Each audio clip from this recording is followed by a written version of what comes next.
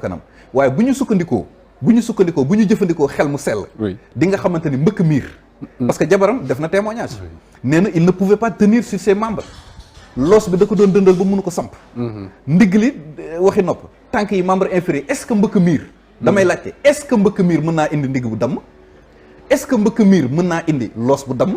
est-ce que mbëkk miir mën naa indi ay membres inférieurs yoo xam ne mënul sax tenir say tànk ak say yeneen ak yeneen donc les Sénégalais sont doués de raison am na ci yoo xamante ne franchement convaincre le Sénégalais te gëmuñu ko li nga xamante ne la seule constante li leer ba leer nga xamante ne c'est un fait kenn mënu ko weddi mooy François Mancabou a été torturé en garde à vue parce que dégg nañu avocat am mu ne ba mu sàkkoo ñëw assister ko en garde à vue nanguluñ ko donc foofu tamit beneen violation la bu am boo xamante ni procureur waroon na ko relever ci conférence de presse am depuis le 1er janvier 2015 règlement numéro 5 bu UEMOA dafa wax ni képp ku ñëw oo yoon am nga droit sa avocat ñëw taxawal la yow la mais avocat bi ba mu ñëwee avocat Mancabou ba mu ñëwee nanguluñ ko dañ ko bañal donc loolu beneen jalgati la boo xamante ni faw ñu situer les responsabilités donc maa ngi la doon wax ba léegi li leer ba leer mooy François Mancabou dañ ko torturer ñan ñoo ko torturer des éléments sûreté urbaine bi mu nekkoon di ñu koy defal garde à vue foofu la ñu war a orienter enquête bi ci yan xool yan anam lañ ko defee parce que nag Djeylani dafa am loo xamante ne dama koy wax insister ci sûreté urbaine bu ci ministre de l'intérieur jugul bu ci ministre de la justice jugul bu ci procureur de la République jugul ci sûreté urbaine anam yi ñuy defee enquête dinañ fi mës a def jéyee Sénégal boo xam ne benn régime du ko mën a gérer parce que temps yi lii libéré ci ay détenus anciens détenus yii libéré ñëw di confier wu naan sûreté urbaine dañ leen torturer dañu commencé bari ba ki nga xam ne moom mooy docteur Samba bi ñu fi jàppoon en 2020 bind na benn bataaxal génne ko di wane ni sûreté urbaine ba ñu ko jàppee dañ ko torturer yu métti dañ ko yóbbu ba bóoru géej gas suul ko ba desewul lu dul baat yi ñëw di ko def nii tout simplement pour que mu nangu luñu oui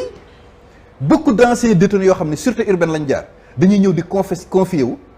di expliquer torture yi nga xamante ne moom lañ leen teg sûreté urbaine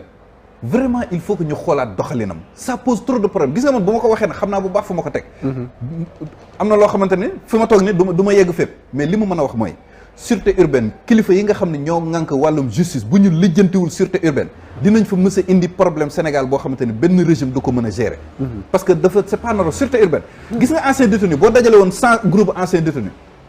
bu fekkente ne ñi si ëpp si ñoom dañ leen a torturer boo leen laajee ñan la torturer ñaar lañ lay tuddal sûreté urbaine OCRTIS mooy ñuy gérer affaire drogue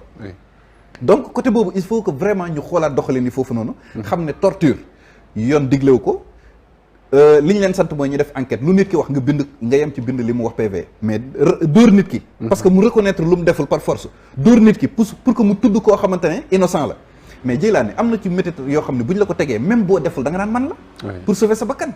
te PV boobu boo ñëwee devant le juge wax weddi ko juge bi dal naan non yow yaa waxoon lii fële à la police donc bu ñu la dóoree ba nga na am na ci koo xamante ne OCRTIS nee na dañ ko torture yu doy waar yoo xamante ne bi mu génnee biñ ko libéré toog na 6 mois juróom benn weer yoo xamante ne da doon faju parce que dafa demoon ba dañ ko def mbir yu doy waar yoo xam ne kenn mën la koo expliquer nee na dañ ko affaire drogue la woon ñu ne ko nag di nga ñëw wax par force yi kan moo la jaay drogue bi mais waa ji nee na dañ koo teg méthode yoo xamante ne finalement pour sauver bakkanam mu xam ne lii bu continuer day dee mais mu commencé di ko ñëw ci xelam rek mu tudd bu xelam ci ñëwee ci man mu tudd bu xelam ci ñëwee ci Djeylani ku xelam ñëw rek mu tudd la te ku mu tudd gars yi dem jëlee la dóor la ci kaso bi soo ko dem defi wuti ay preuve nii la Sénégal di dafay enquête tey jii nii bu ñu jàppoon benn agresseur wala benn malfaiteur ku mu tudd yow say mbir pare nga bu la tuddee rek policier dañuy dem jàpp la boole la ci procédure bi ñu defeere la ñu yóbbu la prison avant ñu continuer di def ay xool ndax yenn preuve mais est-ce que erreur yooyu noonu sûreté urbaine ay nit ñoo fa ne ay nit ñoo fa ne ay nit yu am xel ñoo fa ne est-ce que ils se rendent compte de li nga xam ne ni yëpp moom la ñuy def moom la ñuy expliquer moo fekkee loolu lépp moo ci nekk quand même non xam nga déjà moo tax xam nga am na loo xam ni sax ab gàcce la defar sa procédure créer fi tintamarre coowal nit ñi dossier bu ñëwee tribunal ñu la rek sa nit ki bàyyi ko xoolal ñu fi jàppoon ñoom ñu Mame Diarra Fam 84 personnes sur 84 personnes yoo xam ne kenn lañ ci condamné muy Déthié Fall au sursis mu génn 83 yëpp dañ leen relaxé mais loolu c'est un désaveu te dommage yi fu ñu koy du mujj fenn parce que képp koo xamante ne atte nañ la téye nañ la ci kaso bi ñu atte la seetal la yoon may na la nga dem laaj ndàmpaay tout à fait mais après procédure yi du mujj fenn donc franchement ni ñu defee enquête Sénégal dafa yomb ba nga xamante ni nit day tudd kenn rek ñu fi ñu toll nii yow boo toogoon ni sa portable wala sa dala réer nii nga dem ni diw mi kat laa soupçonné Pape Ndiaye laa soupçonné parce que moom rek ngoon gi moom rek moo fi dugg def émission dañuy dem jël ma ne fa ñàpp ci kaso bi soo ko dem wuti preuve yu ñu may lijjanti comme ça sur simple déclaration nit Sénégal ci la ñuy tëjee nit ñi kaso di leen génne Sénégal caakiri ma gënal soow ñu tëj la ci kaso bi cere ji saf na laalo saful laalo ñu dugal la ci kaso bi moo tax prison yi fees administration pénitentiaire mënatuñu sax dékku pour gérer loolu nga xam ne moom mooy surpeuplement bi nga am ne donc lu ñu war a xoolaat la sérieusement enquêteurs yi ni ñuy defee enquête préliminaire war nañ ko xoolaat bu baax a baax a baax a baax xam ni yoon da ko encadré du lu leen neex def nit ki nekk garde à vue même le plus grand criminel du monde a des droits donc nit ki nekk garde à vue nañu respecté ay droits am te droit wu nit ku garde à vue du leen lu dul am nga droit sa avocat ñëw saytu la am nga droit médecin ñëw saytu la am nga ay droit ak droit communication informer sa famille pour que ñu mën a jël seen i ay dispositions. d'accord mais est-ce que torture yooyu nga xam ne les anciens détenus wax nañ ko est-ce que bokkul ci benn paresse dans la manière de mener l'enquête parce que bu fekkee ne vraiment bëgg nga jël sa temps soxlawul ngay torturer pour systématiquement am des réponses foofu pour raccourcir un peu quelques démarches yi nga xam ne peut-être mën nga ci passer beaucoup plus de temps pour mën a am quelques éléments d'information par rapport à la chose ki nga xam ne waaw xam nga li leen koy yóbbee mooy obligation de résultat bi ñu bëgg a am te les enquêteurs mais dans les règles de l'art quand même justement parce que néewuñu leen par force da ngeen di am résultat agression am na ci kii bi mais wëral defal enquête boo ko gisee xayroon boo ko gisoo ko juge bi wala procureur neewul par force da ngay wutal par force bu dara amee fenn jàppal ki ko def quitte même à ce que ñu teg la ko un innocent c'est-à-dire que ñoom enquêteurs yi dañoo war a xam ni ils ne sont pas astreints ils ne sont pas contraints à une obligation de résultat enquêteurs yi policiers yi ak gendarmes yi amuñu obligation de résultat parce que torture li ñu ci jublu rek mooy extorquer ay aveux ci nit ki mooy li ñuy wax les aveux extorqués sous l'effet de la torture duma nit ki pour que mu nangu lu mu deful loolu lañ ci jublu reconnaître par force ni lii am na meurtre am na nga dem jàpp nit mun na laa yaa ko def déedéet defuma ko maa bañ ñu duma la duma yu metti pour nga reconnaître ni yaa ko def am na ci ñoo xam ne dañ lay yóbbu booru géej gas suul la ba mu des sa baat bi vague yi ñëw di def nii am na ci ñoo xam ne dañuy mënate say loxo mënate say tànk juutal la féetale say tànk ci kaw yaa ngi fàttaliku les jeunes de Colobane yi ñu jàppoon di leen jiiñ ne ñoo faatoon Fodé Ndiaye y a un document médical qui atteste que dañ leen ay éléments dikk ñoo leen torture yu métti am na ci ñoo xamante ne sondel la ñu taal sondel di ko toqal seen awra yi c'est un document médecin c'est un médecin assermenté moo defar document bi di wane loolu noonu ñii dañoo jël sondel taal ko di ko toqal seen awra yi ñii dégg nga moom dañu leen def ay mbir yu dañ leen menacé naan dañuy jël nu mu tudd agrafeur pour agrafer seen awra yi mais mbir yu doy waar te ñooñu ñi ngi fi les victimes de torture ñi ngi fi mën nañu toog génn am na ci ñoo xam ne ñeme nañu sañ nañu taxaw wax à visage découvert témoigner torture yi nga xamante ne subir nañ ko mais dafa métti mais am na ci loo xam ne bu la nit ki naree même donc il faut que enquêteurs yi xam ni ñoom ils ne sont pas astreints à une obligation de résultat mais jàpp ne war nga am résultat coûte que coûte ba bu ñu la def loowee enquête ngay dóor nit ñi loolu moom je défie tous les juristes du Sénégal amul benn loi Sénégal bu may takk der mu dóor nit et même les conventions internationales xam nga maître Assane Dioma Ndiaye wax na ko nee na le Sénégal doit se conformer à ses obligations internationales bu dee da nga signé ay conventions yu tere torture te dama lay wax ni la jamono yi ñu toll nii naam at yi ci ginnaaw wàññeeku woon na bu baax mais jamono yi torture dafa revenir en force torture dafa gën a bari ci li nga xam ne moom mooy lieu de détention un link ak la politique waaw mais am na link bu baax parce que boo xoolee le profil des personnes yi nga xam ne ñoom la ñuy intermédiaire le profil des personnes yi nga xam ne ñoom la ñuy torturer ñan lañu soit ay activistes lañ ñoo xam ne dañoo sonal nguur gi duñu leen may dara parce que dañuy dénoncer les pratiques scandaleuses qui encadrent la gestion des affaires publiques soit ay activistes lañ wala ay membres de l'opposition wala sax bu ma ñi li nga xamante ne ñenn ñi moom la ñu tuddee stigmatisation bi nga xam ne am na ci ñi nga xam ne dañ leen di jàpp dégg ngeen témoignage yi dañ lay jàpp noo sant foo dëkk est-ce que joolaa nga bépp sant bu si saa son joolaa yow moom tu es suspecté ah mais finalement réalité la mais loolu am xool ñi ñuy jàpp ñëpp nuñ sant mais est-ce que ça aussi c'est pas un discours bi nga xam c'est un discours dangereux en tout cas c'est dangereux parce que police dafa rejeter complètement loolu mais c'est un fait mais ñi ñuy jàpp ñëpp xoolal seen sant xoolal seen sant nan lañ sant ay Ousmane Kabiline Diatta ay François Amankabou sant yoo xamante ne ça sonne Casamance donc te dégg nga témoignage ñi nga xamante ne ñoom lañ ci jotoon jàpp kuñ ci témoigne ba génn par exemple Amadou Ba bu Pastef dégg nga témoignage leeral yu am solo yi nga xam ne def na ko ci ñi ñu doon le jour manifestation 17 juin ñi ñu doon jàpp ñëpp yan anam lañ lay jàppee vérification yi bu ñu koy def noo sant foo dëkk boo santee sant boo xam ne ça sonne une ethnie wala yooyu noonu tu es déjà suspecté loolu baaxul ci réew du noonu la ñuy defee enquête d'accord xam nga lu ñu sonal Jëlaani balaa ñuy jàll ma daaneel foofu les arrestations politiques ñoo war a arrêter arrêté nit fekk ko jàppoo ko flagrant délit waaw groupe bi ñu jàpp ñoom François Manko lan la ñuy wax dañu am projet attentat la ñu noonu dañu waroon exploser tel conseil constitutionnel Cap des Biches et cetera nit ki da nga ko suspecté ne dafa am projet attentat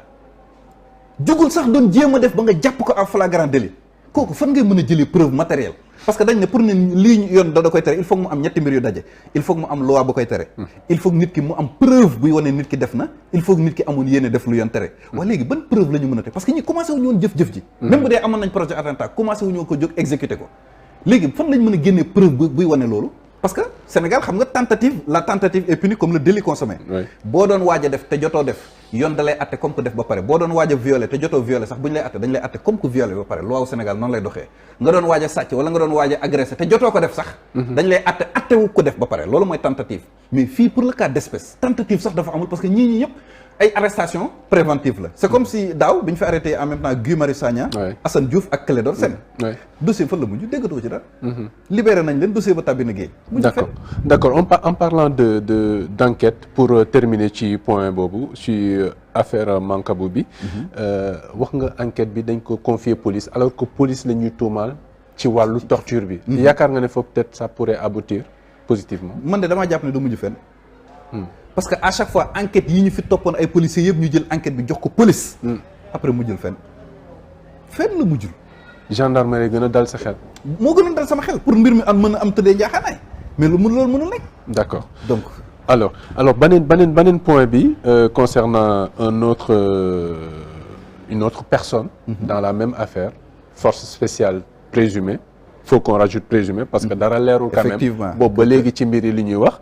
te bëri na ci également ay zone d'ombre keneen ki mooy Pape Mamadou Seck moom bosam c'est un peu différent parce que nee nañu dafa amoon jafe-jafe ak wàllu wér-gu-yaramam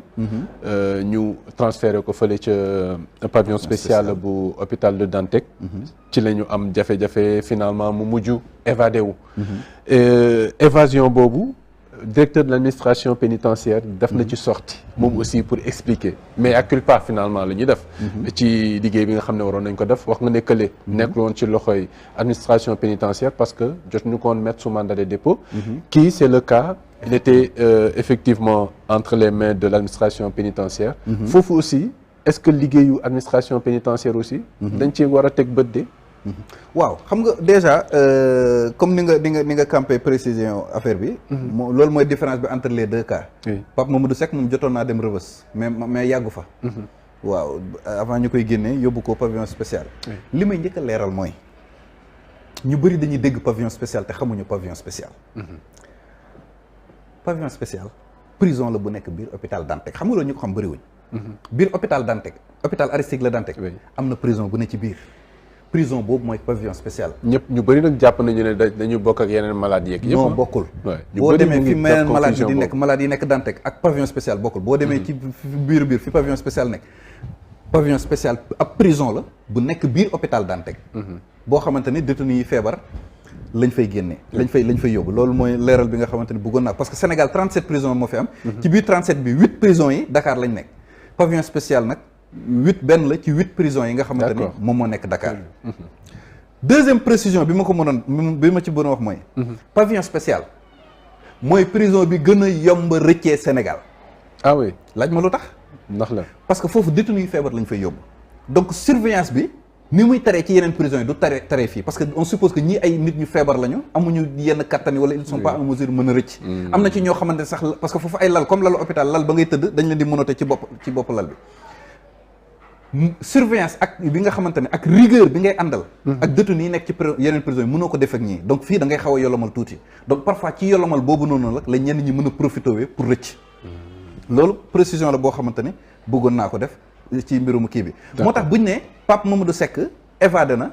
bon man mën naa ko gëm parce que xam naa ni pavillon spécial moo gën a yomb rëccee Sénégal xam naa aussi que ce n'est pas la première fois évasion di am pavillon spécial d'accord parce que évasion yàgg na fa am dans le passé. Ce n'est pas la première fois non plus ay détenus yu ñu tëj yeneen kaso feebar ñu indi leen pavillon spécial gis nga pavillon spécial c'est une prison chargée d'histoire. bëri na ay kilifa yu bëri yoo xamante ne tëjee nañ leen Rebeuss wala Cap Manuel. jaar nañu pavillon spécial ñu bëree bëri ñu ci mën a tudd. Baylawan jaaroon na fa. Condé Togna jaaroon na fa. ndem si yàlla Ino ci boppam. bu ñëw Alex jaaroon na fa. Cheikh Béthio Thioune jaaroon na fa. ak parmi tant d'autres ak ñeneen ñu bëri détenus yoo xamante ni kii donc prison la boo xam ne bu am histoire donc non seulement c'est pas la première fois évasion di fa am mais mooy prison bi nga xam ne moo gën a yomb rëccee Sénégal léegi version bi administration pénitentiaire joxe par rapport à l'évasion de Pape Mamadou Seck xam nga bu ñu waxtaanee ci xel mu sell rek Dieylani man su may teggi dara dama fay teg dara su ma taxawee ni non Pape Mamadou Seck évadé wul dañ ko rey dinaa indi ay preuves yi wane ni lii may wax dëgg la puisque nag ñiy weddi version bi yëpp amul benn firnde bu ñuy indi man je m'en tiens à la version de l'administration pénitentiaire jusqu'à preuve du contraire jusqu'à may indi leneen lu uute ak lii képp ku teggil man lu ma teggi dama fay teg puisque nag je ne suis pas en mesure bu ma teggee version boobu ma teg fa dara je m'en tiens à la version de l'administration pénitentiaire mais li may leeral li jar a xam mooy c'est pas la première fois évasion di am pavillon spécial et que mooy kaso bi gën a yomb rëccee fa la nga xamante ni moom mooy Sénégal man bi ma toogee sax jëm naa interroger wu xool Pape bu fekkente ni évasion bi ñuy wax c'est avéré ci yenn circonstances la mën a jaar est-ce que utiliser wu lu ñuy wax scie électrique pour scier affaires yi weñ yi ak yooyu noonu pour mën a jàll ak avec le bruit duñ ko mën a dégg justement ak yooyu yëpp xam nga ça pose problème te loolu bu doon am ak bruit bi ak yooyu yëpp donc faw mu am enquête boo xamante ne di la reeral circonstances yi nga xamante ne moom la évalué mais nag li tey xel ci mbir bi mooy soxnaam si nga xamante ne ay mbokkam sax mënatuñ ko jot xamuñu ndax mi ngi dund xamuñu ndax faatu na xamuñu ci yenn anam la nekk xamuñu ci yenn circonstance la nekk franchement lii jar na ñu leeral ko ba sénégalais yi kenn ku ci nekk nga mën a édifié wu d'accord alors beneen poñ ci affaire boobu ba tey am na beneen femme boo xam ne aussi jàpp nañ ko muy Amidia moom mu ngi dëkkee fële ca Sam Notaire nekk aussi vice coordonnateur